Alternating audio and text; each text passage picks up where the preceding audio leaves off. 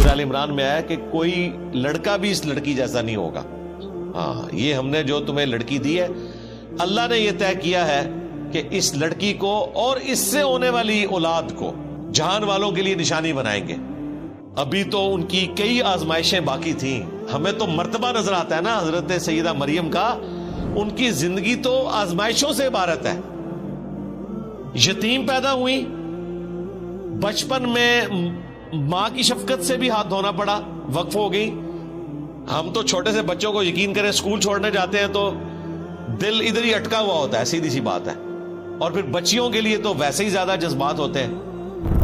اور پھر اس کے بعد جو انہوں نے تکلیفیں کاٹی ہیں, لوگوں کی باتیں سنی ہیں, تو یہ مرتبہ حاصل کرنے کے لیے ہمیں تو لگتا ہے نا کہ جی انہیں اللہ تعالیٰ نے بغیر خاوند کے اولاد دی تو انہیں جو باتیں سننی پڑی ہیں, جس تکلیف سے گزرنا پڑا, اس کا اظہار بھی آپ کو اس میں نظر آ جائے گا.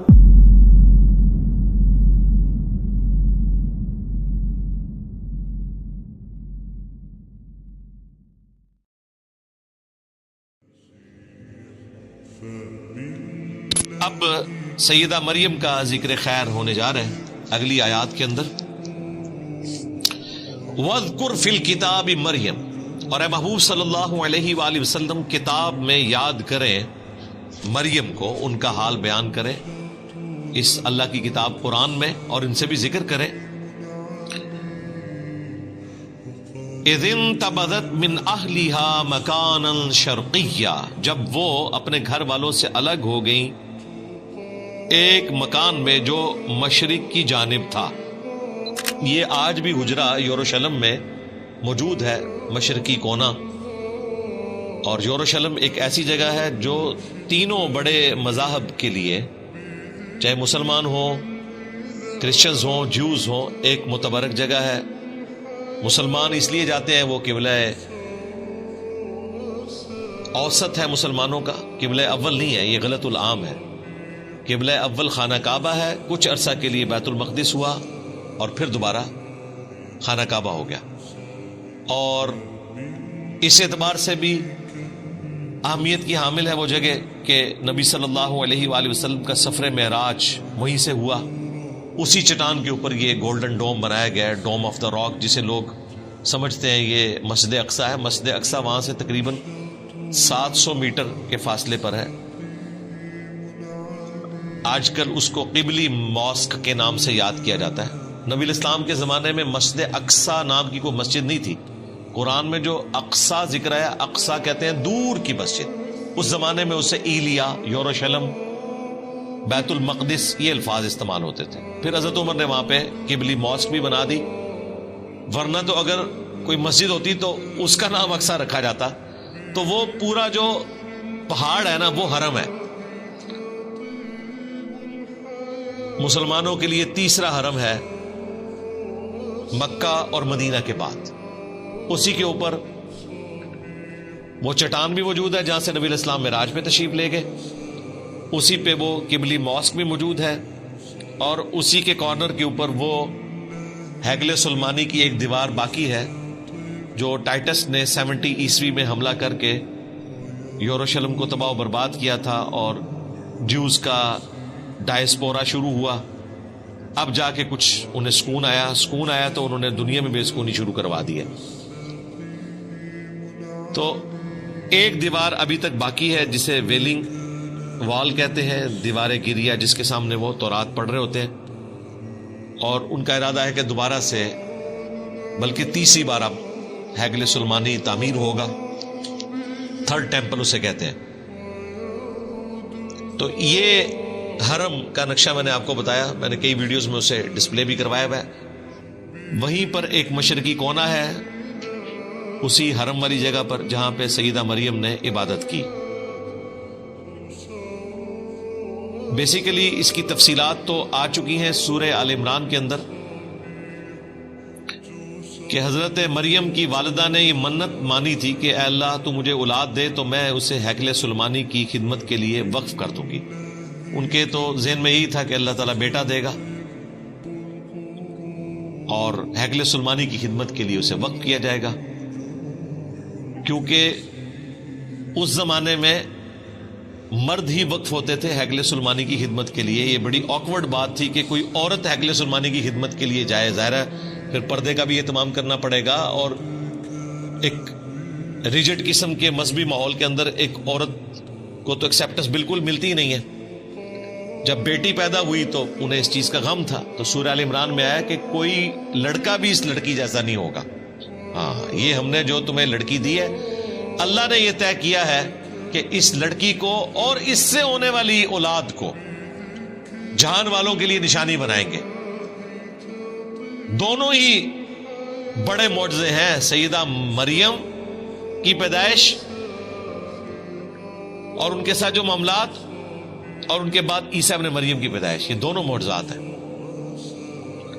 حضرت مریم کے والد عمران تھے جو بنی اسرائیل کے پیغمبر تھے، وہ تو فوت ہو گئے. سیدہ مریم بعد میں پیدا ہوئی. ان کی کفالت پھر ان کے خالوص سیدنا زکریا علیہ السلام نے کی. اس کا ذکر بھی سورہ آل عمران میں گزر چکا. تو وہاں پہ یہ تفصیل ہے کہ سیدہ مریم خود ایک دعا کے نتیجے میں پیدا ہوئی، لیکن مانگا لڑکا تھا، نکل آئی لڑکی. تو اللہ تعالیٰ نے کہا کہ کوئی لڑکا بھی اس لڑکی جیسا نہ ہوتا، اس کو وقف کرو. اب یہ بڑی حیران کن بات تھی کہ ان کو وقف کرنا ہے، تو اس کے لیے پھر ظاہر ہے الگ سے ایک حصہ بنایا گیا. وہاں پہ جتنے پریسٹ تھے، پادری تھے، مذہبی طبقہ، یا آج کل آپ سمجھ لیں جس طرح مدرسے کے طالب علم، تو وہ جس جگہ پہ بیٹھے تھے وہاں پہ تو اس چھوٹی بچی کو نہیں بٹھایا جا سکتا، اور بچی بھی چھوٹی سی. جب وہ چلنے پھرنے کے قابل ہوئی ہیں بمشکل 7-8 سال کی عمر میں، تو ان کو پھر وہاں پہ وقف کر دیا گیا تھا. پانی بھر کے لاتی تھی. وہ میں نے آپ کو بتایا، ایران والوں نے جو مریم مقدس فلم بنائی ہے نا، یقین کریں بندے کے آنسو نہیں رکتے. انہوں نے جو اس کو فلمایا ہے، مجھے پہلی دفعہ اس کو دیکھ کر احساس ہوا ہے کہ یہ غیر معمولی معاملہ ہے. ماں باپ پہ کیا کیفیت گزری، باپ تو نہیں تھے، خالو تھے، ان پہ کیا کیفیت گزری، اور والدہ پہ کیا کیفیت گزری. اس تکلیف کا کوئی اندازہ نہیں کر سکتا. پھر انہیں جو تیکھی باتیں سننی پڑتی تھی مدرسے کے طالب علموں کی طرف سے. طالب علم تو ایک دوسرے کو نہیں چھوڑتے ہیں، تو ایک چھوٹی بچی اس کے اوپر ظلم کرتے تھے، مارتے تھے، پیٹتے تھے، اور اس سے ضرورت سے زیادہ کام لیتے تھے. ان کے لیے الگ سے پھر ایک حجرہ حضرت زکریا علیہ السلام نے بنایا جس میں وہ عبادت کرے تاکہ ان کا انٹریکشن ان کے ساتھ نہ ہو. ابھی تو ان کی کئی آزمائشیں باقی تھیں. ہمیں تو مرتبہ نظر آتا ہے نا حضرت سیدہ مریم کا، ان کی زندگی تو آزمائشوں سے عبارت ہے. یتیم پیدا ہوئی، بچپن میں ماں کی شفقت سے بھی ہاتھ دھونا پڑا، وقف ہو گئی. ہم تو چھوٹے سے بچوں کو یقین کریں اسکول چھوڑنے جاتے ہیں تو دل ادھر ہی اٹکا ہوا ہوتا ہے، سیدھی سی بات ہے. اور پھر بچیوں کے لیے تو ویسے ہی زیادہ جذبات ہوتے ہیں. اور پھر اس کے بعد جو انہوں نے تکلیفیں کاٹی ہیں، لوگوں کی باتیں سنی ہیں، تو یہ مرتبہ حاصل کرنے کے لیے ہمیں تو لگتا ہے نا کہ جی انہیں اللہ تعالیٰ نے بغیر خاوند کے اولاد دی، تو انہیں جو باتیں سننی پڑی ہیں، جس تکلیف سے گزرنا پڑا، اس کا اظہار بھی آپ کو اس میں نظر آ جائے گا. اللہ تعالیٰ فرماتا ہے کہ وہ الگ ہو گئی ایک مکان میں جو مشرق کی جانب تھا، ایک حجرہ بنایا گیا. فَاتَّخَذَتْ مِن دُونِهِمْ حِجَابًا، پس بنا لیا انہوں نے لوگوں سے ہٹ کر ایک الگ پردے میں جگہ. اب اگلی آزمائش شروع ہو گئی ہے. فَأَرْسَلْنَا إِلَيْهَا رُوحَنَا، پس ہم نے ان کے پاس بھیجا اپنی طرف سے ایک روح، یعنی حضرت جبرائیل علیہ السلام کو، ہولی گوسٹ کہہ لیں، روح مقدس کہہ لیں، جبرائیل علیہ السلام. فتمثل لها بشرا سویا، تو وہ ان کے سامنے ایک انسان کی شکل میں ظاہر ہوئے ان کے حجرے کے اندر. ان کے حجرے میں کوئی مرد نہیں جاتا تھا. وہ جب حجرے میں عبادت کر رہی تھی تو انہوں نے دیکھا کہ ایک نوجوان سامنے آ کے کھڑا ہو گیا. اب دیکھیں کتنی پرہیزگار عورت تھی. قالت، انہوں نے کہا، انی اعوذ بالرحمن منک ان کنت تقیا، میں رحمان کی پناہ میں آتی ہوں اگر تو واقعی پرہیزگار ہے، تو میں اپنے آپ کو رحمان کی پناہ میں دیتی ہوں. اس کو بھی تنبیہ کی اور اس سے پناہ نہیں مانگی، اللہ سے پناہ مانگی. قال انما انا رسول ربک، تو حضرت جبرائیل نے پھر بتایا میں تو تیرے رب کا رسول ہوں، انسانی شکل میں ہوں. ان کے لیے تو کوئی اٹریکشن نہیں کسی عورت میں، فرشتوں کا تو کوئی جینڈر ہی نہیں ہے، نہ مرد نہ عورت، ان کا تو جینڈر ہی کوئی نہیں ہے، انہیں تو کوئی لینا دینا نہیں اس چیز سے. تو انہوں نے کہا میں تیرے رب کا رسول ہوں. لِأَهَبَ لَكِ غُلَامًا زَكِيًّا، اور میں آیا ہوں تاکہ میں تمہیں عطا کروں ایک پاکیزہ فرزند. اب یہ واقعہ ہمیں انجیل میں بھی ملتا ہے، لیکن وہ جس انداز میں بیان ہوا ہے اور یہ جس انداز میں بیان ہوا ہے زمین و آسمان کا فرق ہے. اسی لیے جیمی سوگارٹ کے ساتھ جب مناظرہ ہوا تھا احمد دیدار صاحب کا، تو انہوں نے کہا کہ آپ اسے پڑھو اور پھر بتاؤ آپ اپنے بچوں کو اس واقعے کا وہ ورژن دو گے جو قرآن میں موجود ہے، یا وہ جو تمہاری انجیل میں موجود ہے کہ وہ جو لڑکا ہے وہ ڈھانپ لیتا ہے سیدہ مریم کو، اور یعنی وہ اس طریقے سے اسے پریزنٹ کیا ہے جو ایک مرد و عورت کا ایک تعلق والا معاملہ ہے، اس طریقے سے اسے پریزنٹ کیا. حالانکہ ایسا نہیں تھا، بس سامنے آئے تھے، بشارت دی، خوشخبری لے کر آئے تھے. یہاں پر وہ چیز بھی کلیئر ہوگی کہ نبی الاسلام سے پہلے غیر انبیاء کی طرف بھی فرشتے آ جایا کرتے تھے، انہیں بھی کشف ہو جاتا تھا، الہام ہو جاتا تھا. اگرچہ یہ ایک بہت ایکسٹراڈنری کیس ہے حضرت موسیٰ علیہ السلام کی والدہ اور عیسیٰ علیہ السلام کی والدہ کا، چونکہ وہ پیغمبروں کی مائیں تھیں، ان کے ساتھ تو ایک کیس ہوا، ان کے سوا بھی کیس ہو جایا کرتا تھا کہ غیر نبی سے بھی فرشتہ کلام کر لیتا تھا. لیکن ختم نبوت کی برکت سے اب یہ معاملہ اس امت میں بین ہو چکا ہے. تو حضرت جبرائیل علیہ السلام نے کہا کہ میں تمہیں بشارت دینے والا ہوں ایک پاکیزہ بچے کی. اس میں الفاظ ہیں تاکہ میں تمہیں عطا کروں ایک پاکیزہ فرزند. اب دیکھیں دین تصوف کے ماننے والوں نے اس میں سے نکالا کہ اگر حضرت جبرائیل بیٹا دے سکتے ہیں تو پیر بھی بیٹا دے سکتے، اور انہوں نے ظاہری الفاظ پکڑے کہ میں آیا ہوں اس لیے کہ تاکہ تمہیں بیٹا دوں. بیٹا دوں سے مراد یہ ہے کہ بیٹے کی بشارت دو، کیونکہ بعد میں آ رہا ہے کہ وہ اللہ نے دینا ہے. حضرت جبرائیل علیہ السلام تو کسی کو بیٹا نہیں دے سکتے، وہ تو صرف وہی لے کر آئے تھے. تو ظاہری الفاظ کو اٹھاتے ہیں، پورا کانٹیکسٹ چھوڑتے ہیں اور کہتے ہیں کہ حضرت جبرائیل بیٹا دیتے ہیں. بالکل ایسا نہیں ہے. قالت انا یکون لی غلام، تو سیدہ مریم نے کہا کہ مجھے بیٹا کیسے ہو سکتا ہے. وَلَمْ يَمْسَسْنِي بَشَرٌ وَلَمْ أَكُ بَغِيًّا، جبکہ مجھے کسی مرد نے آج تک ہاتھ نہیں لگایا شوہر کی حیثیت سے، اور نہ ہی میں کوئی بدکار عورت ہوں. اور اللہ تعالیٰ کا طریقہ ہے کہ مرد و عورت کے ازدواجی تعلق کے بغیر نسل انسانی یوں نہیں چلتی، تو مجھے اولاد کیسے ہو جائے گی. اب یہ ایک ایکسٹراڈنری چیز تھی.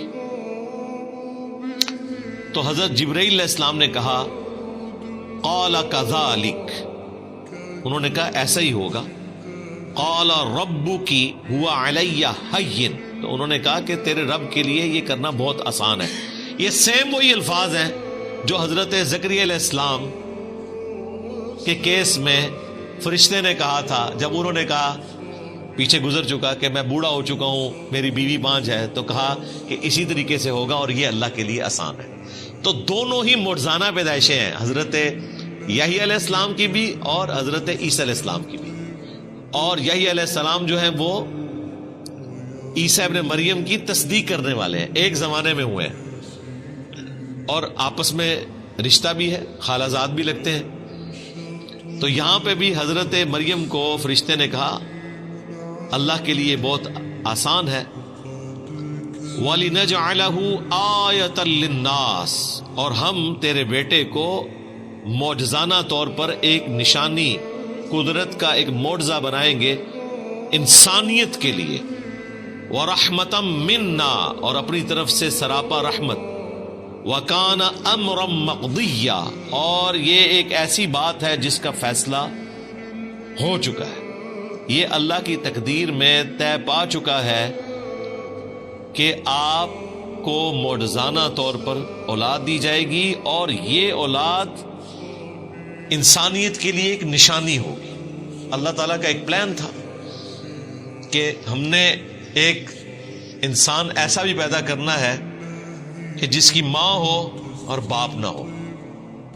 ویسے تو آدم علیہ السلام کے کیس میں ان سے بھی بڑا ورژن ہے، ان کی تو ماں اور باپ دونوں نہیں تھے. ان کو تو اللہ تعالیٰ نے خاص اپنے ہاتھوں سے بنایا جیسا کہ ہاتھ اس کی قدرت کے لائق ہیں. ہم اس کے لیے یوں تشبیہ بھی بیان نہیں کرتے. اپنی طرف سے روح پھونکی. اسی لیے سورہ آل عمران میں اللہ تعالیٰ نے کرسچنز کو سمجھاتے ہوئے کہا ہے کہ عیسیٰ کی مثال اللہ کے حضور آدم کی سی ہے کہ اس کو ہم نے مٹی سے بنایا، کن فیکون ہو گیا. تو اللہ تعالیٰ کے لیے کوئی مشکل نہیں ہے. اگر آدم علیہ السلام اللہ کے بندے ہیں، جن کو کرسچنز بھی کہتے ہیں کہ وہ اللہ کے بندے ہیں، تو عیسیٰ ابن مریم بدرجہ اولا اللہ کے بندے ہیں، کیونکہ آدم علیہ السلام کی ماں اور باپ دونوں کوئی نہیں تھے. عیسیٰ علیہ السلام کی پھر بھی ماں تھی اور انہوں نے 9 مہینے کا پیریڈ ماں کے پیٹ میں گزارا، جو ایک نیچرل پروسیس ہے. ایک مسنگ ایلیمنٹ تھا باپ والا، وہ اللہ تعالیٰ کی طرف سے خاص ایک روح تھی. اسی لیے سورۃ النساء میں آیا کہ عیسیٰ ابن مریم روح من ہے، اللہ کی خاص روح ہے. ویسے تو ہمارے اندر بھی اللہ کی روح ہے. روح سے مراد اللہ کی مخلوق روح، لیکن عیسیٰ ابن مریم خاص روح ہے کیونکہ وہاں باپ والا ایلیمنٹ مسنگ ہے. وہ خاص روح ہے کہ صرف ماں سے پیدا ہوئے اور جہان والوں کے لیے ان کو نشانی بنانا تھا. فحملتہ، تو وہ اس کے ساتھ پریگنٹ ہو گئی، حاملہ ہو گئی. یعنی کہ حضرت عیسیٰ ابن مریم کو معجزانہ طور پر اللہ تعالیٰ نے روح پھونک کر، جیسا کہ اس کی شان کے لائق ہے، رحم مادر میں ایک جنین کی شکل میں رکھ دیا. پھر اس کے بعد انہوں نے 9 مہینے کا پیریڈ گزارا، جو ایک نیچرل پروسیس ہے. فانتبذت بہ مکانا قصیا، تو وہ اس بچے کو لے کر ایک دور کی جگہ پر چلی گئی.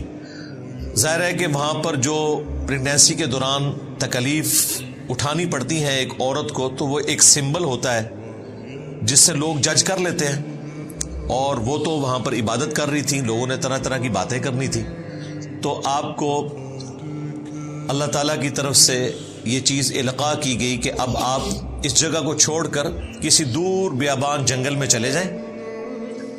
دونوں ماں بیٹا، یعنی کہ سیدہ مریم اسی پریگننٹ فارم میں تشریف لے گئی، اور اللہ تعالیٰ نے ان کے لیے معجزانہ طور پر خوراک کا بندوبست کیا، کیونکہ اب وہ کسی کے پاس کھانے کے لیے تو نہیں جا سکتی تھی. 9 مہینے تک انہوں نے کھجور اور پانی کے اوپر گزارا کیا. کھجور ایک پرفیکٹ غذا ہے، ظاہر ہے. ایک کھجور کے اندر 2 روٹیوں کے برابر کیلوریز موجود ہوتی ہیں، اور تازہ کھجوریں اللہ تعالیٰ کی طرف سے اور تازہ پانی کا چشمہ اللہ تعالیٰ کی طرف سے 9 مہینے کے لیے بہا دیا گیا. جس بھی وہ جنگل کے پورشن میں تھی اس کا ذکر ہے. فَأَجَاءَهَا الْمَخَاضُ إِلَى جِذْعِ النَّخْلَةِ، پس وہ جو پریگنینسی کا درد تھا، وہ تکلیف انہیں لے آئی ایک کھجور کے تنے کے پاس. این ممکن ہے کہ وہ سادہ تنا تھا، اللہ تعالیٰ نے معجزانہ طور پر اس کے اوپر کھجوریں ان کے لیے اگا دی، یا وہ پہلے سے درخت موجود تھا. بہرحال ایک غیر معمولی چیز ہے. تو وہ اس درخت کے ساتھ ٹیک لگا کے بیٹھ گئی. اب انہوں نے اپنی تکلیف کا اظہار کیسے کیا؟ قالت، انہوں نے عرض کیا اللہ کے حضور، یا لیتنی مت قبل ھذا، اے کاش میں یہ دن دیکھنے سے پہلے مر گئی ہوتی. وَكُنْتُ نَسْيًا مَنْسِيًّا، اور میں بالکل ایسی ہو جاتی کہ لوگ جسے فراموش کر دیں.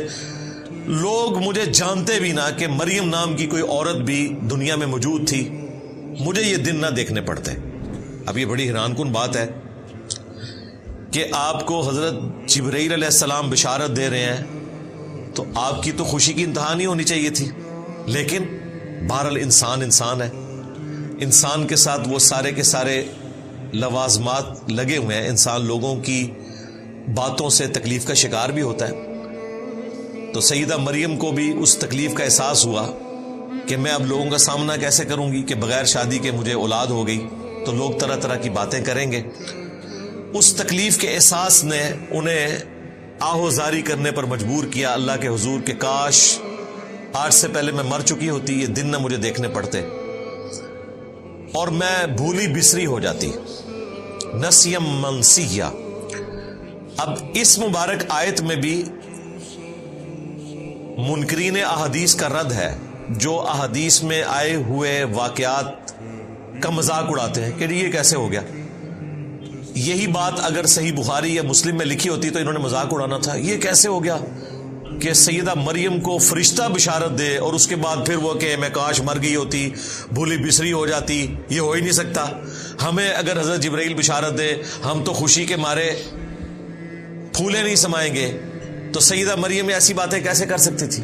انہوں نے مذاق اڑانا تھا، اور وہ جینون ہوتا گیون سرکمسٹانسز میں۔ لیکن اس کا جواب کیا ہے؟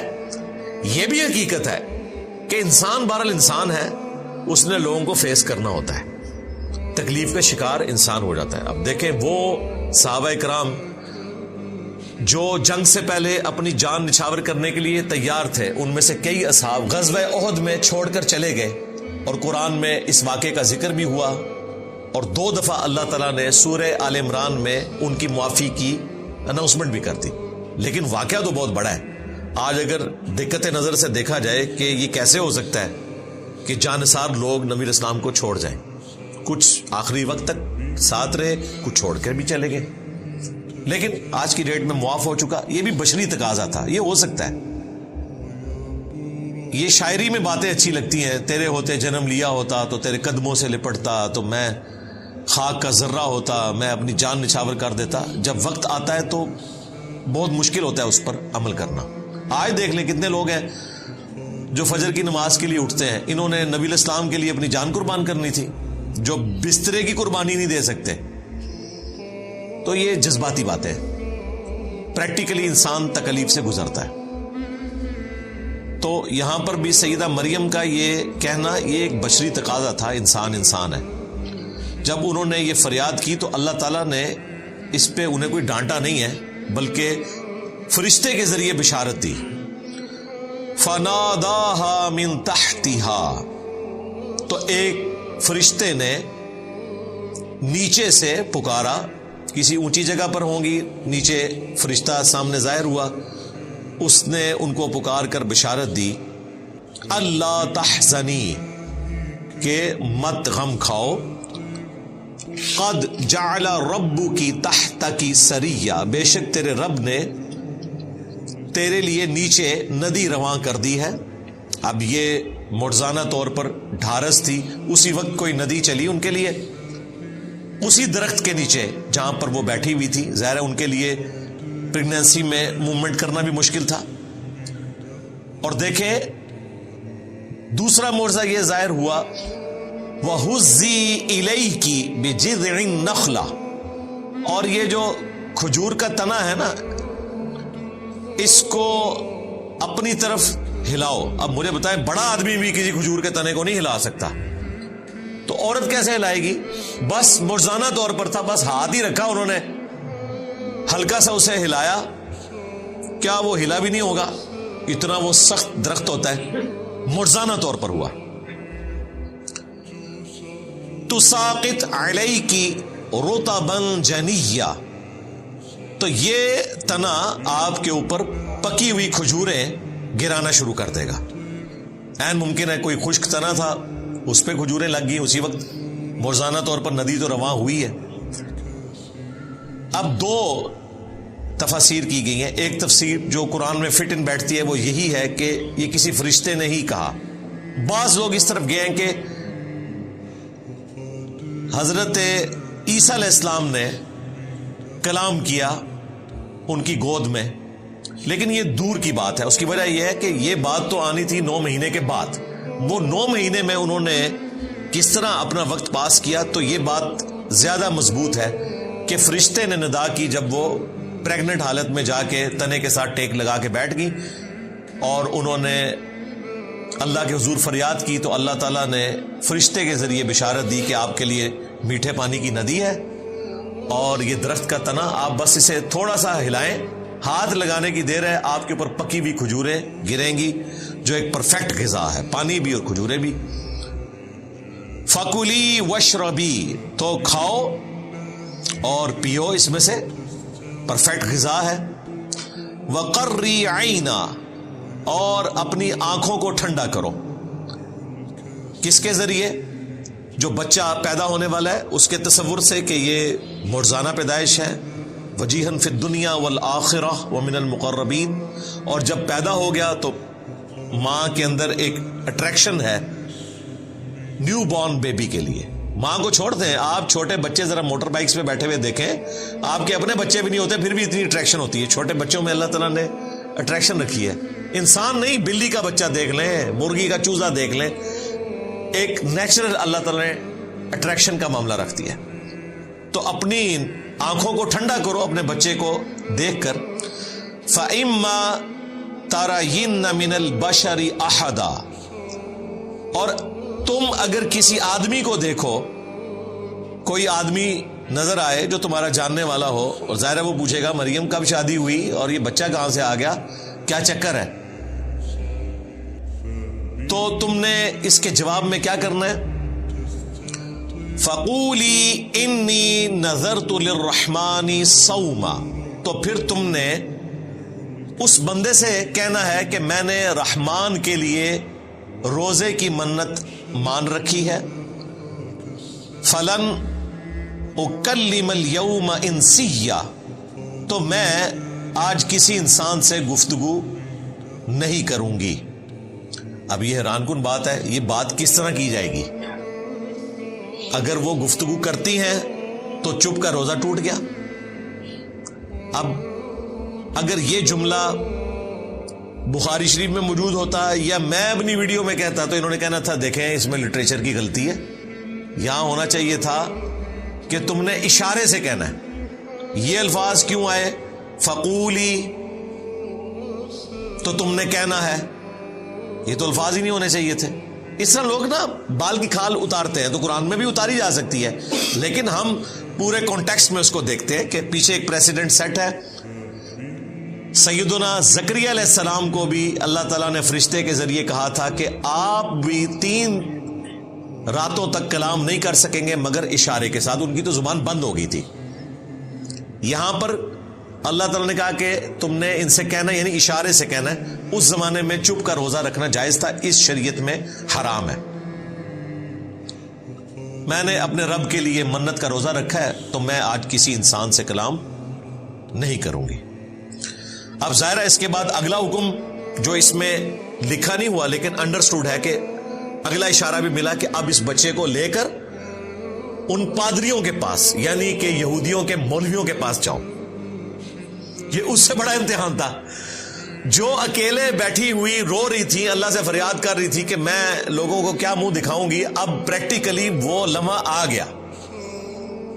تو وہ ایک مشکل صورتحال تھی ان کے لیے. فَأَتَتْ بِهِ قَوْمَهَا تَحْمِلُهُ، تو وہ بچہ اٹھا کر اپنی قوم کے پاس آئیں. گود میں بچہ اٹھایا ہوا ہے.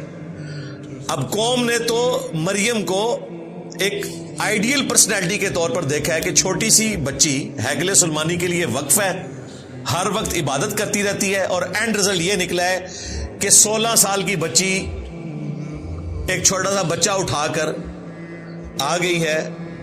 تو لوگوں نے ظاہر اس کے کریکٹر کے بارے میں بات ہی کرنی تھی، یہ نیچرل تھا، اور وہی ہوا. قالو، تو وہ علماء کرام بولے، یہودی پریسٹ، یا مریم، اے مریم، لقد جئت شیئا فریا، بے شک تو نے تو بہت ہی برا کام کیا. بجائے اس کے کہ کوئی پوچھتے ڈائریکٹ انہوں نے فتوا لگانا شروع کر دیا. حالانکہ ان کے پاس پروفیسیز موجود تھی کہ پیغمبر آنے والے ہیں. سیدہ مریم کا ایک کریکٹر تھا, انہوں نے ڈائریکٹ 0 سے ملٹیپلائی کر دیا, الزامات لگا کر پھر پوچھا. اس کی بجائے یہ بھی پوچھا جا سکتا تھا ڈائریکٹلی کہ یہ بچہ کس کا ہے, ہو سکتا ہے کسی کا بچہ اٹھایا ہو, لیکن انہوں نے خود ہی ازیوم کر لیا, اگرچہ وہ ازمپشن ان کی درست تھی. لیکن میں ایٹیچیوڈ کی بات کر رہا ہوں. یا اخت ہارون, اے ہارون کی بہن, ما کان ابوک امرأ سوء, نہ تو تیرا باپ کوئی برا آدمی تھا, وما کانت امک بغیہ, اور نہ تیری ماں کوئی بدچلن عورت تھی. یعنی تو نیک ماں باپ کی اولاد ہے, تیرا باپ پیغمبر تھا عمران, اور تیری ماں بھی نیک عورت, اور تیرا بھائی ہارون وہ بھی کوئی شریف النفس انسان ہوگا, اس کی طرف منسوب کیا. اس کریکٹر میں تیرا کریکٹر نہیں بیٹھتا.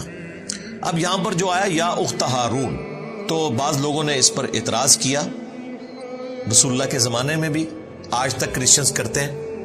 مارمری ایمینول جو کرسچن آرتھوڈاکس ہے, ایک پریسٹ آسٹریلیا میں, اس نے قرآن پر, اسلام پر 5 اعتراضات کیے تھے. ان میں سے ایک اعتراض یہ تھا, میں نے تفصیلی ویڈیو ریکارڈ کروائی تھی, reply to Christian bishop Mar Mari Emmanuel. 5 blames اس نے لگائے تھے, میں نے جواب دیا تھا. ایک یہ ہے کہ جی ہارون علیہ السلام اور عیسیٰ علیہ السلام میں تو 1000 سال کا فاصلہ ہے, تو سیدہ مریم ہارون کی بہن کیسے ہو گئی؟ یہ تو ہسٹوریکل مسٹیک ہے قرآن میں. انہوں نے بھی پادریوں کی طرح ایزیوم کر لیا کہ قرآن کو یہ زمانی ترتیب ہی نہیں پتا. حالانکہ قرآن حکیم میں سورہ آل عمران میں, سورۃ المائدہ میں انبیاء کی زمانی ترتیب کا بھی ذکر ہوا ہے. سورۃ الحدید میں بھی کئی جگہ, جس میں اللہ تعالیٰ نے ترتیب کے ساتھ بیان کیا کہ ہم نے ابراہیم علیہ السلام کو, پھر ان کی اولاد میں سے اسحاق, اور ان کی اولاد کو پیغمبری عطا فرمائی, اور پے در پے رسول آتے رہے, یہاں تک کہ عیسیٰ ابن مریم کو ہم نے بھیجا. اور اس میں موسیٰ علیہ السلام, ہارون علیہ السلام کا بھی ذکر ہے. قرآن تو خود کہہ رہا ہے کہ ان کا زمانہ ایک نہیں ہے, تو قرآن تو یہ غلطی کر ہی نہیں سکتا تھا نا کہ اس سے مراد وہ ہارون لیا جاتا جو موسیٰ علیہ السلام کے بڑے بھائی تھے. قرآن تو خود کہہ رہا ہے کہ ان کے درمیان اتنا فاصلہ ہے. 2 نمبری کرتے ہیں, یہ آیت اٹھاتے ہیں اور کہتے ہیں قرآن کو تو ہسٹری کا نہیں پتا, دوسری جگہ سے آیات اٹھائیں, قرآن تو خود بتا رہا ہے.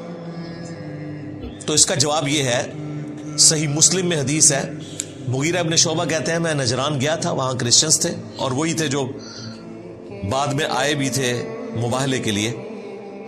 تو انہوں نے مجھ سے سوال کیا کہ ہارون کی بہن مریم کیسے ہو گئی, ان کے درمیان تو 1000 سال سے زیادہ کا فاصلہ ہے. تو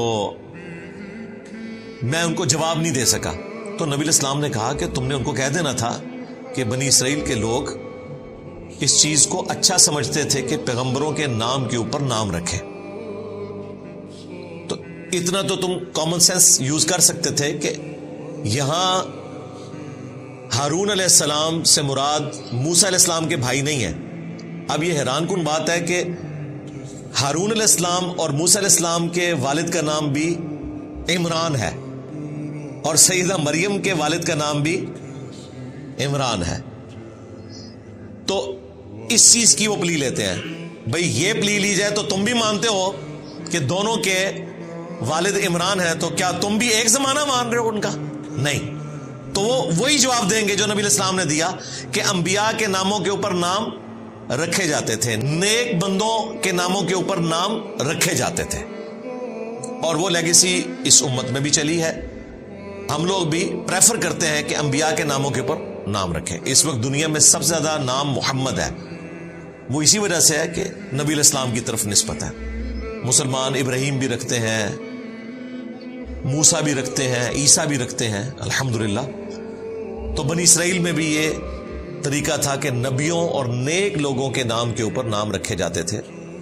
تو نبی علیہ السلام نے کہا کہ تم نے کہہ دینا تھا کہ بنی اسرائیل انبیاء اور نیک لوگوں کے ناموں کے اوپر اپنے بچوں کے نام رکھا کرتے تھے. تو اس سے یہ پتا چلا کہ سیدہ مریم کا کوئی بھائی تھا جس کا نام ہارون تھا. یہاں ہارون سے مراد موسیٰ علیہ السلام کے بھائی نہیں ہے. بعض علماء نے اس کا کمزور جواب دیا کہ یا اخت ہارون سے مراد اسی طریقے سے ہے جیسا کہ قرآن حکیم میں جگہ جگہ ذکر ہوا.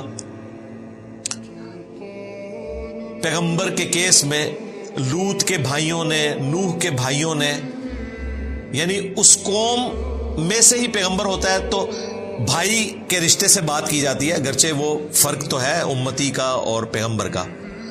تو یہاں بھائی سے مراد یہ ہے کہ سیدہ مریم ہارون علیہ السلام کی اولاد میں سے تھیں، اس وجہ سے یا اخت ہارون کہا گیا.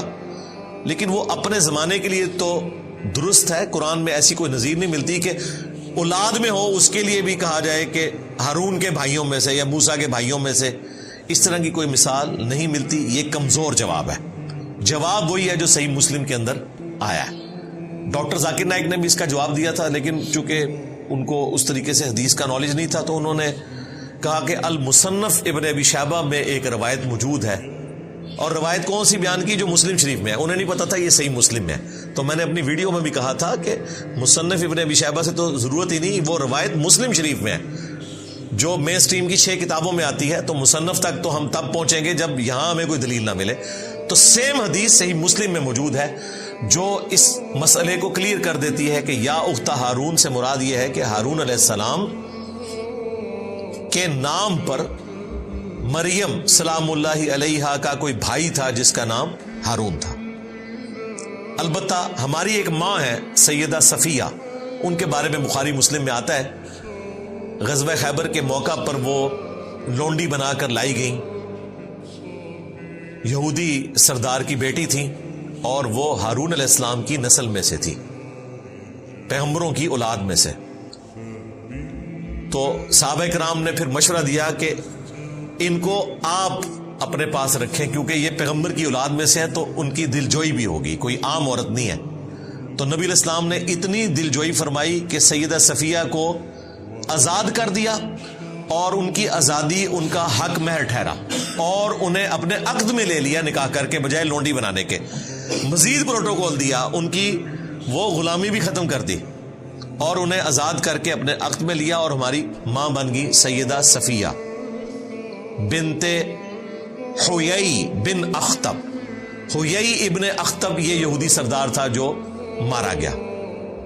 پھر اللہ تعالیٰ نے معجزانہ طور پر سیدہ صفیہ کی ڈھارس بندھائی. یہ نان مسلم بھی اعتراض کرتے ہیں کہ وہ عورت جس کا باپ، بھائی، رشتہ دار ایک دن میں قتل ہوئے ہوں، وہ عورت اسی دن کس طریقے سے کسی ایسے شخص کے عقد میں جا سکتی ہے کہ جس کی وجہ سے سارے قتل ہوئے، یعنی خود رسول اللہ صلی اللہ علیہ وآلہ وسلم. تو ایسا نہیں ہے، وہ احادیث موجود ہیں. ان کو اللہ تعالیٰ نے بشارت دے دی تھی کہ آپ آخری پیغمبر کی بیوی بننے والی ہیں. تو پہلے دن ہی اللہ تعالیٰ نے ان کے دل کو رسول اللہ کی طرف کر دیا تھا، اگرچہ اس دن ان کا باپ قتل ہوا تھا، باقی رشتہ دار قتل ہوئے تھے.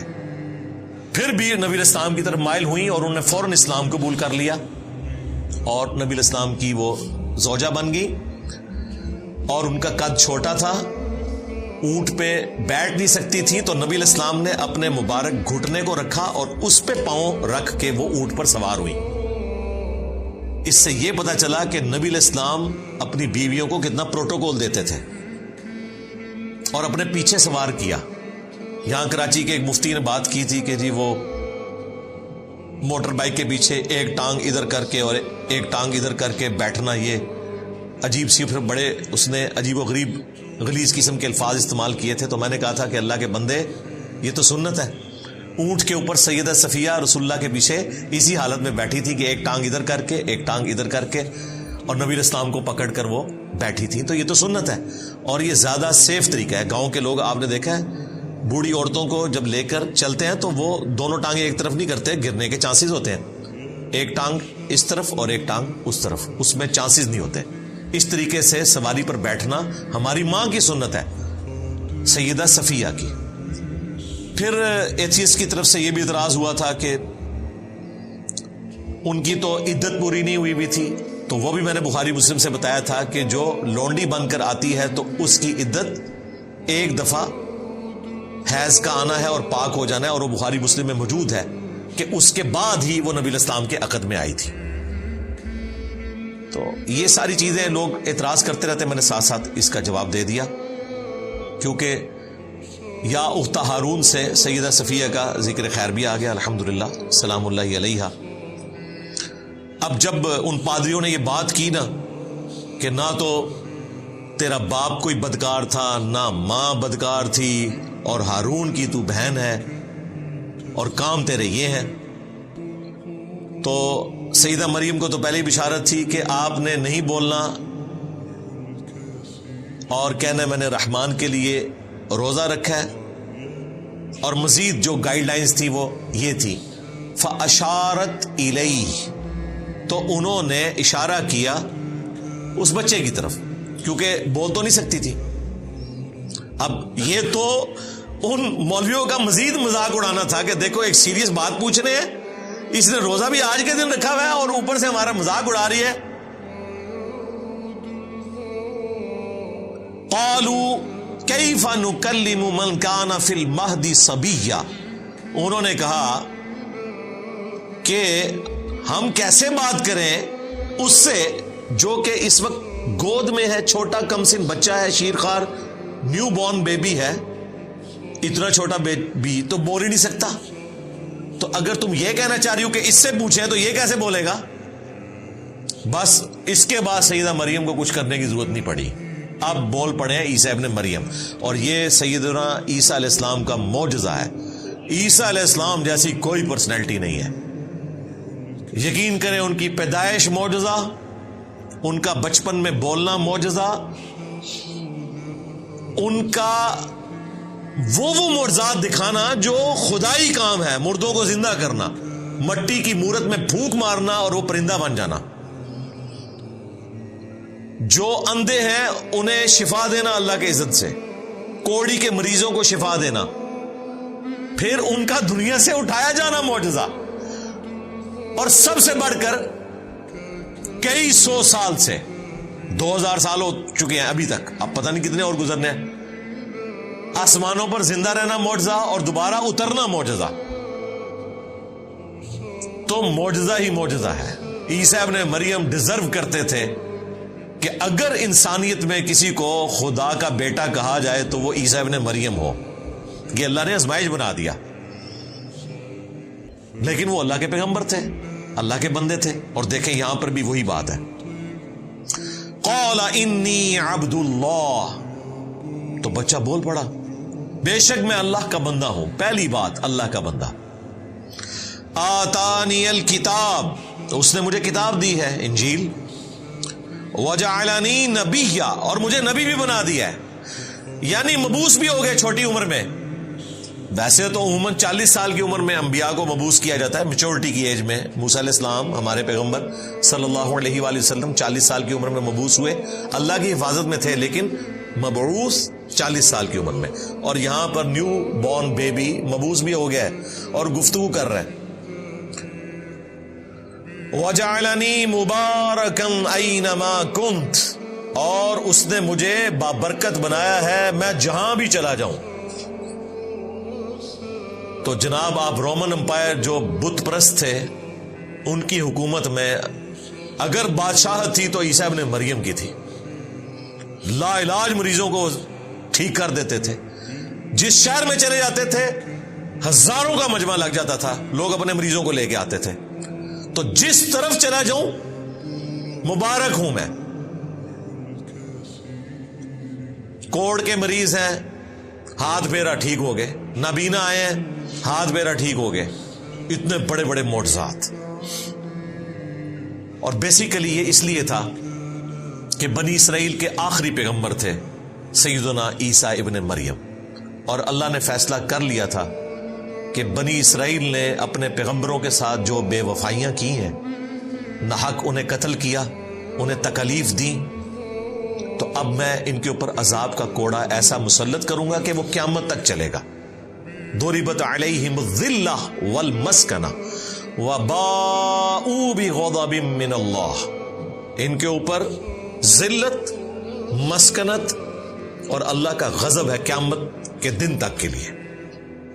بلکہ یہاں تک آیا قرآن میں کہ تاریخ میں ایسے لوگ آتے رہیں گے جو تم پر اللہ کی طرف سے عذاب مسلط کرتے رہیں گے۔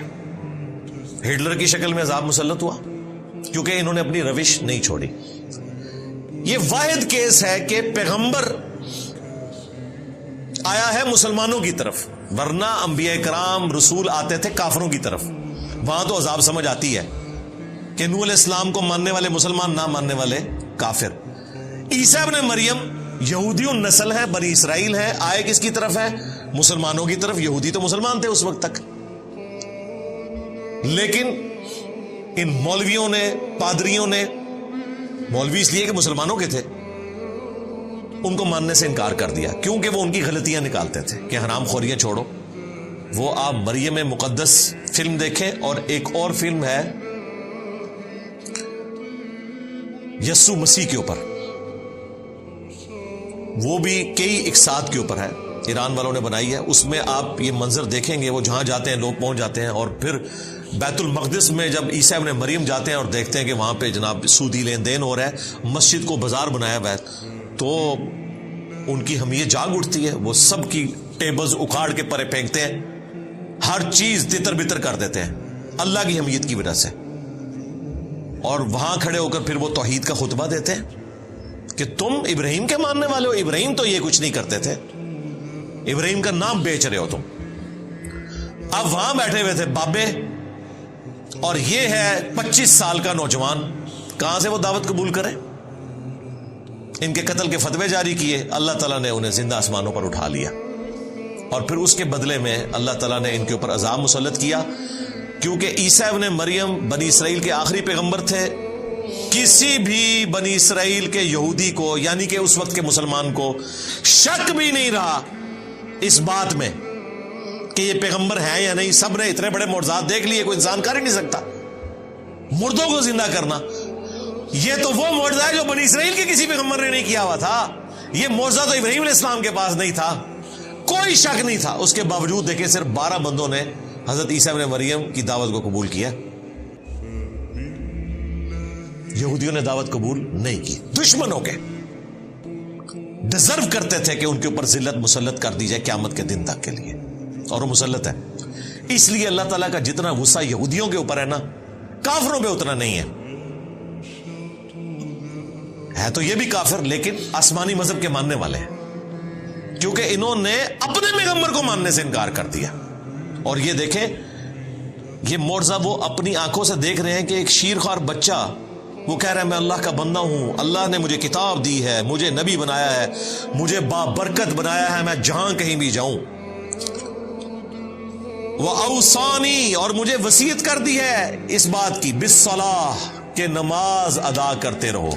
نماز کا ذکر ہر جگہ آتا ہے کہ پیغمبر بھی اپنے آپ کو نماز سے بے نیاز نہیں کر سکتا۔ وَالزَّكَاةِ، اور اللہ کی راہ میں صدقہ اور خیرات کرنے کا، زکوٰۃ دینے کا۔ مَا دُمْتُ حَيًّا، جب تک میں زندہ رہوں، میں اپنی ماں کے ساتھ اس نے سلوک کرتا رہوں، میں نماز پڑھتا رہوں، اللہ کی راہ میں خرچ کرتا رہوں۔ ایک دن کی نماز نہیں، ٹوٹل اوبیڈینس اپنے گاڈ کی کروں، یہ مجھے میرے رب نے حکم دیا ہے۔ وَبَرًّا بِوَالِدَتِي، اور مجھے خدمت گزار بنایا ہے اپنی ماں کا۔ پیغمبر ہے لیکن خدمت کر رہا ہے ماں کی، کیوں؟ اس ماں نے تکلیفیں اٹھائی ہیں اس بچے کی خاطر، کتنی باتیں سنی ہیں،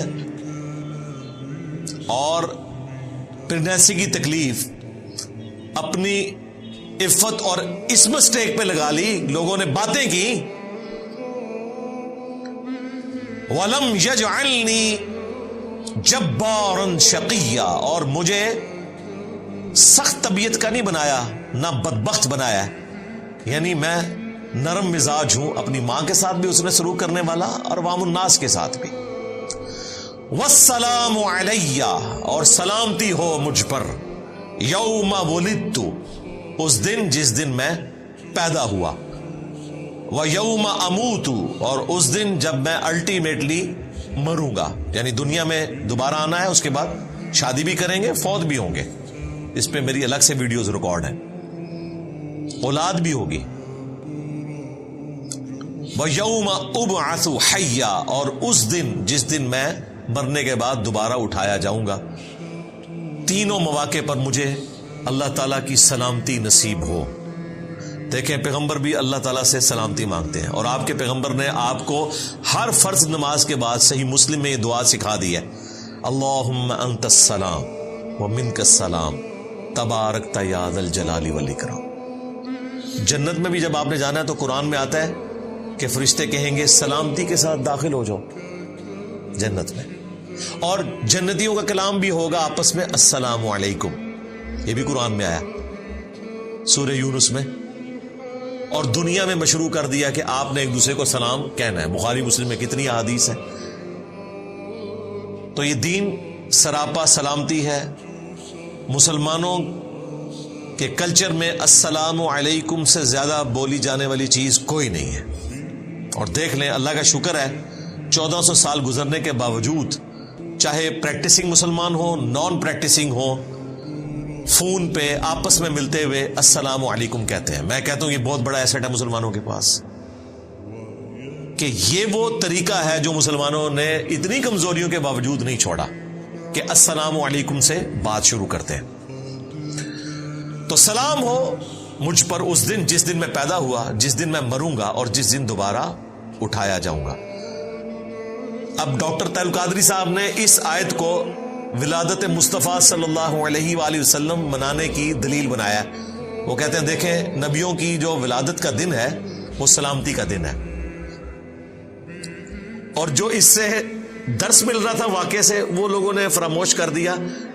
اس میں سے یہ ایک ٹکڑا اٹھایا اور اس میں رنگ بھی خود بھر دیے. اس میں کہاں لکھا ہوا ہے کہ عیسیٰ علیہ السلام کے ماننے والے جو ہیں وہ ان کی پیدائش کا دن منائے؟ وہ تو اپنے لیے دعا کر رہے ہیں کہ اے اللہ مجھ پہ سلامتی ہو جس دن میں پیدا ہوا، جس دن میں مروں گا، جس دن میں اٹھایا جاؤں گا. اور یہ دعا تو ہر مسلمان کو مانگنی چاہیے. سلامتی کی دعا ہم ہر وقت مانگتے ہیں، فرض نماز کے بعد مانگتے ہیں، موت کے وقت بھی سلامتی ہے، اور قیامت کے دن بھی سلامتی، پل صراط پر بھی سلامتی. تو اس کا کوئی لینا دینا نہیں ہے اس میلاد کے ساتھ. ویسے صحیح مسلم حدیث ہے نبی الاسلام میلاد مناتے تھے سال بعد نہیں، ہر مہینے نہیں، ہر ہفتے پیر کا روزہ رکھ کے. 2750 نمبر حدیث ہے. پوچھا گیا کیوں رکھتے ہیں؟ فرمایا فیہ ولدت وفیہ انزل علیہ، اس دن میں پیدا ہوا، اس دن مجھ پر پہلی وحی نازل ہوئی، اس کی خوشی میں میں روزہ رکھتا ہوں. یعنی جشن قرآن اور جشن ولادت مصطفیٰ صلی اللہ علیہ وآلہ وسلم منانے کا سنت طریقہ ہے پیر کا روزہ رکھنا. That's all. ذالک عیسی ابن مریم، یہ ہے عیسیٰ ابن مریم. قول الحق الذی فیہ یمترون، سچی بات جس میں لوگ جھگڑا کرتے ہیں. یہ ہے سٹیٹس عیسیٰ ابن مریم کا. جھگڑا کیا کرتے ہیں؟ کہتے ہیں خدا کا بیٹا ہے، کیونکہ مرزانہ طور پر پیدا ہوئے، روح من ہے. تو اللہ تعالیٰ نے کہا کہ یہ پوری سٹوری ہے، اس طرح وہ پیدا ہوئے، اس کے پیچھے اللہ کا ڈیوائن پلان یہ تھا. ان کا سٹیٹس یہ ہے کہ وہ اللہ کے بندے ہیں.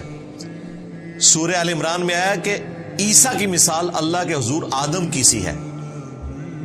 کن فیکون کر کے جس طرح آدم کو پیدا کیا عیسیٰ کو بھی پیدا کر دیا. اور حیران کن بات ہے کرسچنز آدم علیہ السلام کو اللہ کا بندہ ہی مانتے ہیں، حالانکہ وہ بڑے گاڈ ہونے چاہیے. عیسیٰ علیہ السلام نے تو ماں کے پیٹ میں 9 مہینے گزارے، والدہ بھی ہیں، صرف والد نہیں ہے. اور حضرت آدم وہ ہیں جن کی والدہ بھی نہیں اور والد بھی نہیں. تو اس لیے اللہ تعالیٰ نے کہا کہ آدم والی مثال ہے عیسیٰ. ان کو تو تم بھی کہتے ہو کہ اللہ کے بندے ہیں، تو عیسیٰ کی تو پھر بھی والدہ تھی، انہوں نے پریگنینسی بھی گزاری. تمہیں کیسے گمان ہوا کہ وہ اللہ کے بیٹے ہیں؟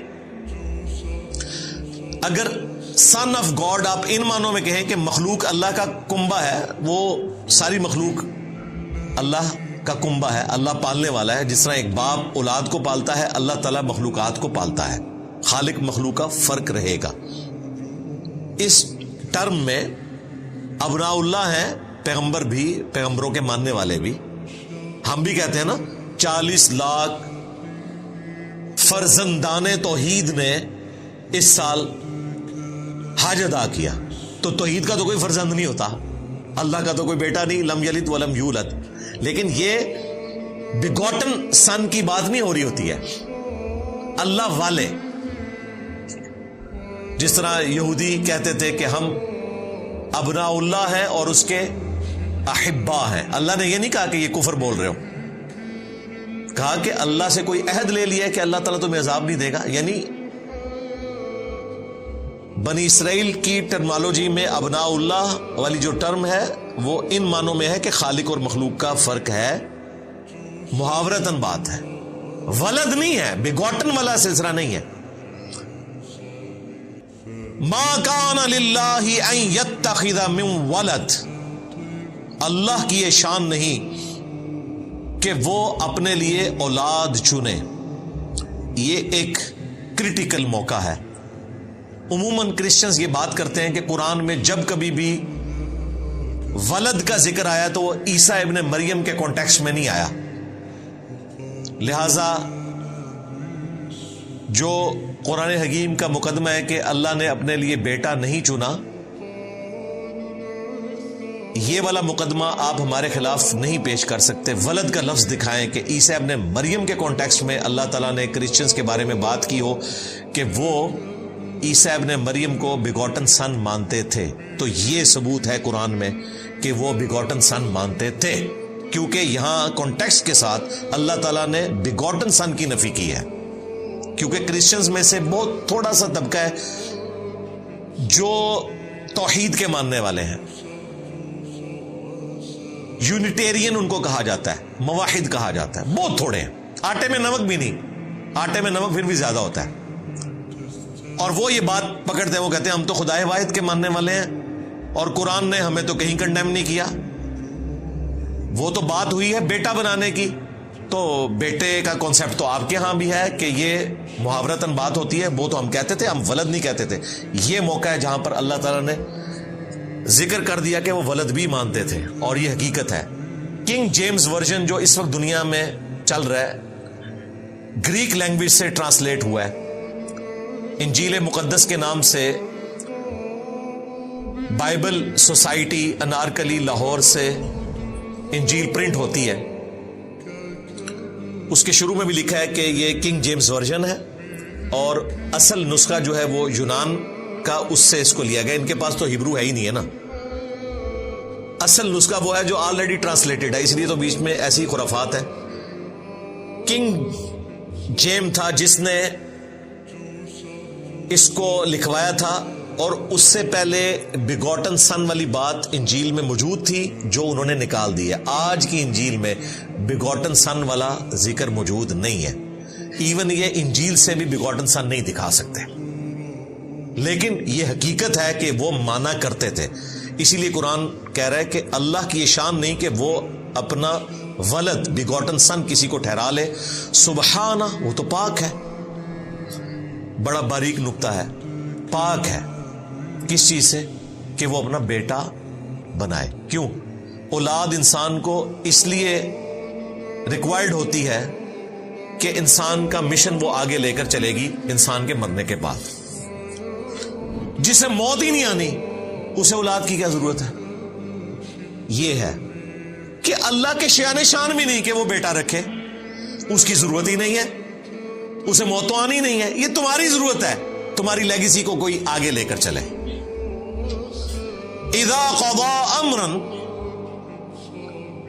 اس کی قدرت تو یہ ہے کہ جب وہ ارادہ کر لیتا ہے کسی کام کا، فانما یقول له کن فیکون، تو بس وہ تو حکم فرماتا ہے کہ ہو جا، اور وہ کام ہو جاتا ہے. اب یہ حکم فرمانا کہ ہو جا تو وہ کام ہو جاتا ہے، یہ اس طرح نہیں ہے جس طرح ہم بولتے ہیں.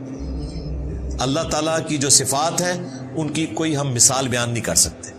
لیس کمثلہ شیء، اللہ کی مثال کوئی شے نہیں، وہو السمیع البصیر، وہی سننے والا ہے، دیکھنے والا ہے. ہم بھی سننے والے دیکھنے والے ہیں، لیکن اس طرح نہیں ہے. اللہ تعالیٰ کے لیے آپ کان کی یا آنکھوں کی مثال نہیں دے سکتے، جیسا کہ اس کی شان کے لائق ہے. وَإِنَّ اللَّهَ رَبِّي وَرَبُّكُمْ، اور بے شک اللہ تعالیٰ میرا بھی رب ہے اور تمہارا بھی رب ہے. یہ اب عیسیٰ ابن مریم کا خطبہ ہے یہ جملہ، اور جب وہ جوان ہوئے انہوں نے یہی بات کی کہ بے شک اللہ میرا بھی رب ہے اور تمہارا بھی. فَاعْبُدُوا، پس اس کی عبادت کرو. هَذَا صِرَاطٌ مُسْتَقِيم، یہ ہے سیدھا راستہ.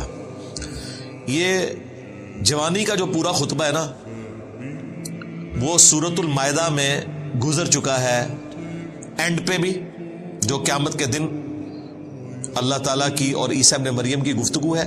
اس میں عیسیٰ ابن مریم نے اپنی دعوت حق کا ذکر کیا ہے کہ میں ان کو یہی بتاتا رہا ہوں کہ عبادت کرو اس رب کی جو تمہارا بھی رب ہے اور میرا بھی رب ہے، اور بالفرض اگر میں نے کوئی ایسی بات کی تھی تو تیرے علم میں ہوگی. جو تیرے جی میں ہے میں وہ نہیں جانتا، جو میرے جی میں ہے وہ تو جانتا ہے، سارے غیب تو ہی جاننے والا ہے. اور سورۃ المائدہ ہی میں اللہ تعالیٰ نے جب کرسچنز کی نفی کی تو فرمایا لَقَدْ كَفَرَ الَّذِينَ قَالُوا إِنَّ اللَّهَ هُوَ الْمَسِيحُ ابْنُ مَرْيَم، بے شک وہ لوگ کھلا کفر کر رہے ہیں جو کہہ رہے ہیں کہ اللہ ہی عیسیٰ ابن مریم ہے، یعنی نعوذ باللہ اللہ تعالیٰ عیسیٰ ابن مریم کی شکل میں دنیا میں اتر آیا. وقال المسیح، جبکہ مسیح تو خود یہ دعوت دیا کرتے تھے، یا بنی اسرائیل، اے اولاد یعقوب، اعبدوا اللہ ربی و ربکم، عبادت کرو اس رب کی جو میرا بھی رب ہے اور تمہارا بھی رب ہے. انہ من یشرک باللہ، یاد رکھنا بے شک جس نے اللہ کے ساتھ شرک کیا، فقد حرم اللہ علیہ الجنہ ومأواہ النار وما للظالمین من انصار، ایسے شخص پہ اللہ نے جنت حرام کر دی ہے اور اس کا ٹھکانہ ہے جہنم کی آگ، وہاں اس کا کوئی مددگار نہیں ہوگا. یہ پورا خطبہ ہے عیسیٰ ابن مریم کا کہ وہ تو کہتے تھے کہ عبادت کرو اس کی جو میرا بھی رب ہے اور تمہارا بھی رب ہے. اللہ تعالیٰ کہہ رہے ہم نے تو عیسیٰ ابن مریم کے ذریعے توحید بیان کی، لیکن کیا ہوا؟ فاختلف الاحزاب من بینہم، پھر کئی گروہ آپس میں اختلاف کرنے لگے. کرسچنز میں بھی گروپ بن گئے، ایک نے کہا اللہ کا بیٹا ہے، دوسروں نے کہا کہ اللہ ہی ہے، پروٹیسٹنٹ کہتے ہیں کہ وہ گاڈ ہے، اور کیتھولک کہتے ہیں وہ اللہ کے بیٹے ہیں. موحدین تو بہت تھوڑے ہیں ان میں. اور یہودیوں نے تو نعوذ باللہ انہیں آؤٹ آف ویڈ لاک کہا، گالیاں دیں، دجال کہا، کیا کیا الفاظ استعمال کیے. عیسیٰ ابن مریم کی والدہ پر تہمت لگائی، اگرچہ انہوں نے اپنی آنکھوں سے ہی منظر دیکھا تھا، لیکن دل بے ایمان تھے اجتا ٹیر. اگر دل بے ایمانی پر اترا ہو تو آپ لیم ایکسکیوزز، جھوٹے دلائل گھاڑ لیتے ہیں. فَوَيْلٌ لِّلَّذِينَ كَفَرُوا مِن مَّشْهَدِ يَوْمٍ عَظِيمٍ، پس ہلاکت ہے کافروں کے لیے اس دن کی حاضری سے جو بہت بڑا دن ہوگا. بڑا مشکل دن ہے اللہ کے حضور پیشی کا دن، وہاں پر سب کا جھوٹ کھل جائے گا. دنیا میں تو آپ دھوکہ دے سکتے ہیں، وہاں تو پھر پکڑ ہوگی. اسمع بہم وابصر، اس دن یہ خوب سننے لگیں گے اور خوب دیکھنے لگیں گے. یوم یأتوننا لیکن الظالمون اليوم فی ضلال مبین، جس دن وہ اللہ کے حضور حاضر ہوں گے، ان کے کان بھی کام کر رہے ہوں گے، آنکھیں بھی کام کر رہی ہوں گی، لیکن یہ ظالم آج کھلی گمراہی میں. یعنی اللہ تعالیٰ فرما رہا ہے آج تو یہ گمراہی کا سودا بیچ رہے ہیں، لیکن قیامت کے دن ان کی آنکھیں بھی کھلی ہوں گی، کان بھی کھلے ہوں گے. دنیا میں بھی ویسے کھلے ہوئے ہیں، لیکن ان کانوں کو آنکھوں کو یوز نہیں کر رہے، مکرے بنے ہوئے ہیں. جیسے ہمارے استاد ڈاکٹر صاحب کہا کرتے تھے، ڈاکٹر اسرار صاحب رحمہ اللہ، کہ جو شخص سویا ہوا ہے اسے تو آپ جگا سکتے ہیں، اور جو آنکھیں بند کر کے لیٹا ہے اس کی تو نیت ہی نہیں اٹھنے کی، آپ اسے نہیں اٹھا سکتے. تو یہ علماء یہود وہ تھے جن کی آنکھیں بند تھیں، انہیں پتا تھا کہ اس پیغمبر نے آنا ہے، مسایہ آئیں گے، لیکن وہ مسایہ آگے چلا گیا، آج تک انتظار میں ہے۔ اب جب جھوٹا مسایہ آئے گا، مسیح الدجال، یہ ہے یسوع مسیح عیسیٰ ابن مریم، وہ ہوگا مسیح الدجال، دجل کرنے والا مسیح، کیونکہ کرتب تو وہ بھی دکھا لے گا، یہ تو معجزات ہے، اس کو بھی اللہ تعالیٰ طاقتیں دے گا، بارش برسائے گا، مردے کو زندہ بھی کر دے گا، اس کو یہ پھر اپنا پیشوا مان لیں گے۔ اور جو اصل میں مسایہ تھا وہ آ کے چلا گیا، اس کی قدر نہیں کی، وہ مسایہ اب آئے گا ان کے مسائے کو قتل کرنے کے لیے۔ اور یہ حکمت ہے۔ عیسیٰ ابن مریم کے بارے میں لوگ پوچھتے ہیں کہ انہوں نے ہی کیوں دوبارہ دنیا میں آنا ہے؟ اس لیے کہ رسولوں کے کیس میں ہمیشہ قومیں جب ہلاک ہوتی تھیں تو رسولوں کے سامنے رسولوں کو وہ عذاب دکھایا جاتا تھا کہ یہ آپ کے منکر تھے، دیکھیں ان پر ہمارا عذاب آیا۔ عیسیٰ ابن مریم نے اپنے مخالفین کو ہلاک ہوتے نہیں دیکھا۔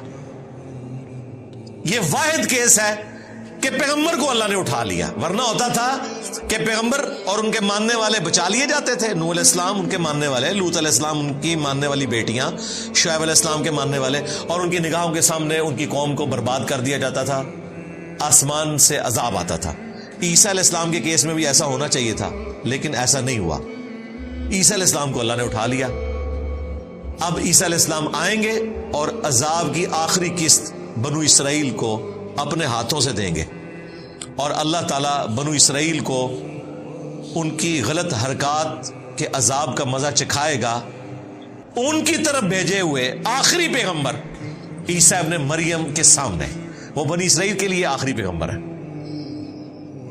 اتنے بڑے معجزات کے ساتھ آئے، لوگوں نے ان کا انکار کیا۔ آج تک بڑی حقارت سے نام لیتے ہیں عیسیٰ ابن مریم کا۔ وہ مسلمان ہیں جو ان کو عزت دیتے ہیں، جیوز تو اتنی سخت نفرت کرتے ہیں۔ اس کے باوجود دیکھیں یہودیوں کی عیاری اور مکاری ہے کہ وہ ہستی جسے کرسچنز نے اپنا خدا مانا ہوا ہے، اس کو وہ دجال کہتے ہیں، نعوذ باللہ، آؤٹ آف ویڈ لاک کہتے ہیں اس کی اصل میں خطا ہے، لیکن ایکا کیا ہوا ہے جیوز نے اور کرسچنز نے مسلمانوں کے خلاف۔ ویسے تو یہ نیچرل نہیں ہے، یہ سب کچھ ورلڈ وار 1 اور 2 کے بعد ہوا۔ پہلے تو واقعی ایک دوسرے کو قتل کرتے تھے۔ جو آج ہم قادیانیوں کے ساتھ سلوک کرتے ہیں نا، اس سے برا سلوک یہودیوں کے ساتھ ہوتا تھا یورپ میں۔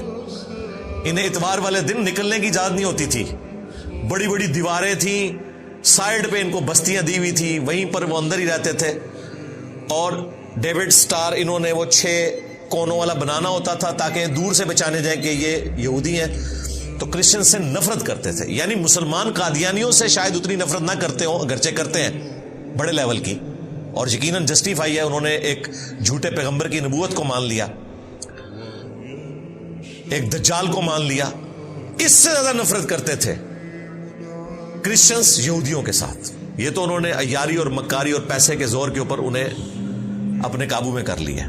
آپ امیجن کریں، خدا نہ خواستہ ہمارے پیغمبر کو کسی نے قتل کیا ہو، ہم قیامت تک اس کی نسلوں سے بھی نفرت کریں گے، تھوکیں گے ان کے منہ کے اوپر۔ تو ان کا وہ پیغمبر نہیں، ان کا خدا قتل کیا ہوا ہے یہودیوں نے۔ وہ تو یہی کہتے ہیں نا، سولی چڑھ گئے، ہمارے نزدیک زندہ اٹھائے گئے، تو اس لیے ان کا ایکا ہو ہی نہیں سکتا تھا۔ تو عذاب کی آخری قسط آئے گی عیسیٰ ابن مریم کے ذریعے۔ وَأَنذِرْهُمْ يَوْمَ الْحَسْرَةِ إِذْ قُضِيَ الْأَمْرُ، تو آپ اے محبوب صلی اللہ علیہ وآلہ وسلم انہیں ڈر سنائیے اس حسرت اور ندامت کے دن کا جس دن فیصلہ ہو جائے گا ہر ایک کا۔ وَهُمْ فِي غَفْلَةٍ وَهُمْ لَا يُؤْمِنُونَ، اور آج یہ لوگ غفلت میں ہیں اور ایمان نہیں لاتے، حق بات کو قبول نہیں کرتے۔ اِنَّا نَحْنُ نَرِثُ الْأَرْضَ، بے شک ہم ہی وارث ہوں گے اس زمین کے، وَمَنْ عَلَيْهَا، اور جو کچھ اس پر ہے، وَإِلَيْنَا يُرْجَعُونَ، اور تمہیں لوٹ کر ہماری ہی طرف آنا ہے۔ اس زمین کے مالک ہم ہیں۔ ظاہر ہے جن یہودیوں نے عیسیٰ ابن مریم کے قتل کے فتوے جاری کیے، انہیں تکلیفیں دی، چلے گئے دنیا سے۔ اللہ ہی زمین کا وارث ہے۔ اللہ تعالیٰ نے بعد میں مسلمانوں کو یہ زمین عطا فرما دی، اور قرب قیامت میں اللہ تعالیٰ کی طرف سے عذاب کا کوڑا جب یہودیوں پر برسے گا تو عیسیٰ ابن مریم اور ان کے ماننے والوں کو حکومت مل جائے گی۔ اور الٹیمیٹلی قیامت کے دن تو اللہ ہی بادشاہ ہے. لمن الملک اليوم للہ الواحد القہار. قیامت کا دن اللہ فرمائے گا آج کس کی بادشاہت ہے؟ کوئی جواب دینے والا نہیں ہوگا. سب انسان، سب پیغمبر، سب جن، سارے فرشتے مر چکے ہوں گے، ایک اکیلا اللہ ہوگا اور اپنی بات کا جواب وہ خود دے گا.